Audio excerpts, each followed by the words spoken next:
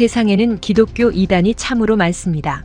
우리나라는 특히 이단이 많은 나라인데 200만 정도로 추정하지만 정확한 수치는 파악조차 어렵습니다.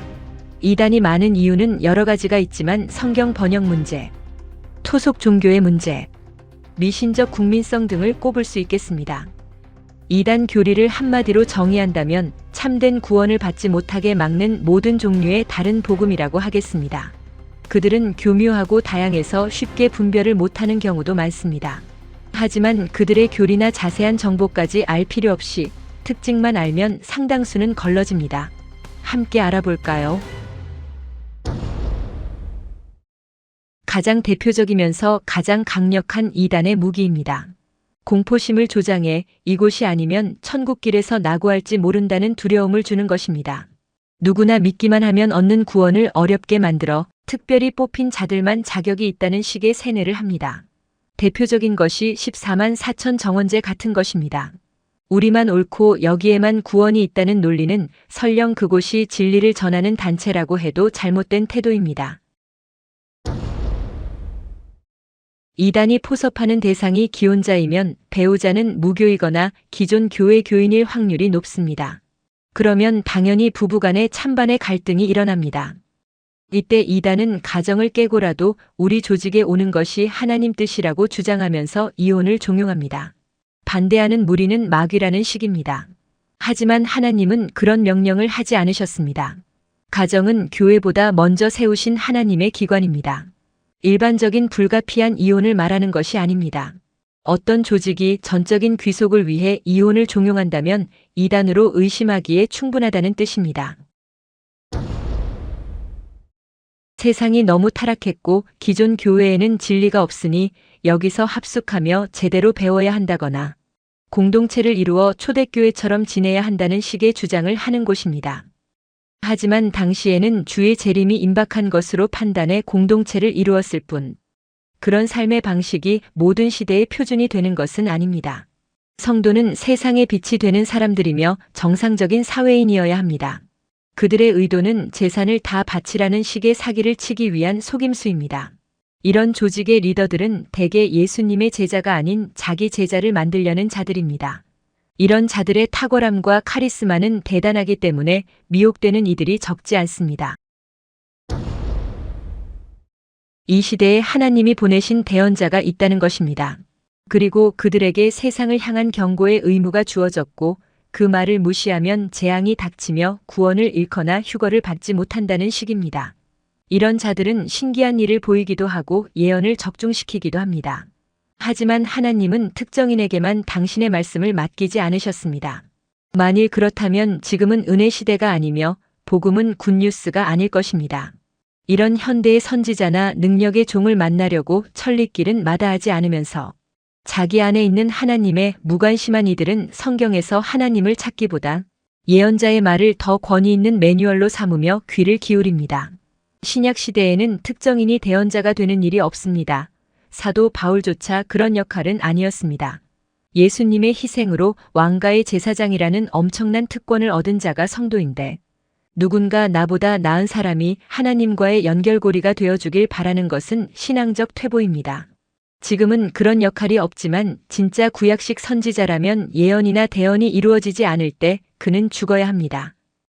그러나 만일 대언자가 내가 말하라고 명령하지 아니한 말을 자기 뜻대로 내 이름으로 말하거나 혹은 다른 신들의 이름으로 말하면 그 대언자는 죽으리라 하셨느니라. 신명기 18장 20절.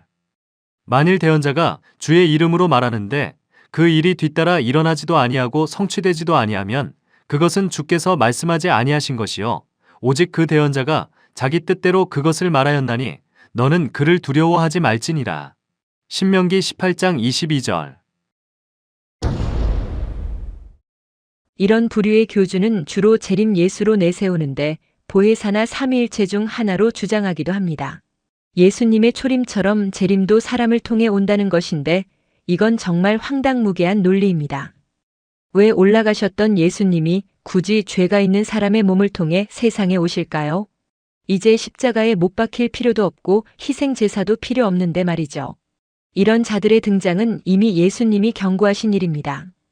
그때 누가 너희에게 이르되 보라 그리스도가 여기 있다 하거나 보라, 그가 저기 있다 해도 그를 믿지 말라. 마가복음 13장 21절. 이것도 거의 예외가 없습니다. 목회자가 실수하거나 부적절한 관계를 통해 추락하는 경우를 말하는 것이 아닙니다. 교주나 신격화된 리더에게 여성 신도를 육체적으로 제공하는 등의 일을 말합니다. 그들은 성적 관계를 통해 천국에 이른다든지 특별한 권리를 얻는다고 속입니다. 교주의 피를 전한다는 명분으로 집단 결혼을 시키기도 하죠.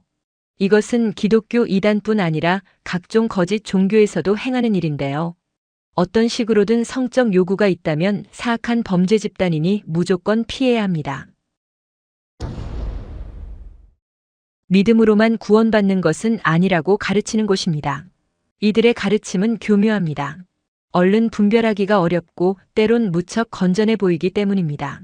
예를 들어 행위가 지속적으로 나타나야 한다든지 구원받은 날짜를 알아야 한다든지 방언이나 병 고침을 받아야 한다고 강요하는 것입니다. 기존 교회에서도 이런 것을 가르치는 곳이 있는데요. 그저 강조하는 정도가 아니라 그런 요건들이 구원의 기준이라고 못 박는다면 위험하다는 것입니다. 그 밖에도 큰 금액의 헌금을 바쳐야 한다거나 어떤 의식을 통해 저주를 풀어야 구원받는다는 것도 있습니다. 하지만 구원받은 그리스도인은 생명의 성령의 법 이외에 아무 것에도 속박을 받지 않습니다. 무엇이든 다른 구원의 징표를 말하는 자체가 그릇된 집단임을 보여주는 것입니다. 지금껏 살펴본 기준에 해당하는 이단들은 기독교적으로도 비성경적이지만 일반 상식으로도 비정상적입니다. 이단에 빠지기는 쉬워도 헤어나오기는 쉽지 않습니다.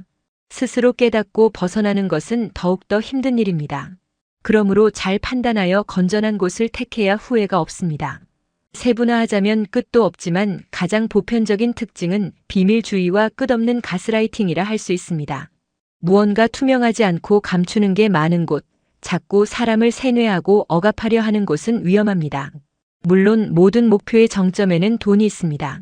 참된 기독교는 무례하게 행동하거나 사회적 일탈 행위를 하지 않습니다.